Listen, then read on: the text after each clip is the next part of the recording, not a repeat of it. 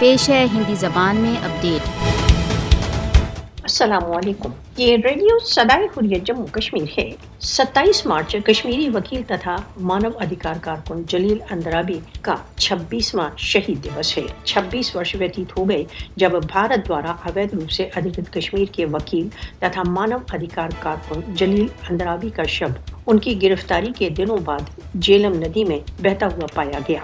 जलील अंद्राबी को 8 मार्च 1996 को भारतीय सेना के मेजर अवतार सिंह द्वारा अपहृत किया गया तथा नजरबंदी के दौरान टॉर्चर कर मार डाला गया। जलील अंद्राबी की भारत द्वारा अवैध रूप से अधिकृत जम्मू कश्मीर में भारतीय सशस्त्र बलों द्वारा मानव अधिकार उल्लंघनों के विरुद्ध आवाज उठाने पर हत्या कर दी गई।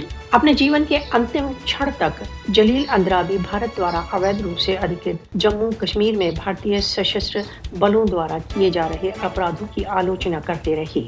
26 वर्ष की दीर्घ अवधि व्यतीत हो जाने के पश्चात भी शहीद कश्मीरी वकील तथा मानव अधिकार कारकुन जलील अंद्राबी का परिवार न्याय की उपलब्धि की प्रतीक्षा कर रहा है। जलील अंद्राबी ने कश्मीर के लक्ष्य के लिए अपने जीवन को अर्पित कर दिया।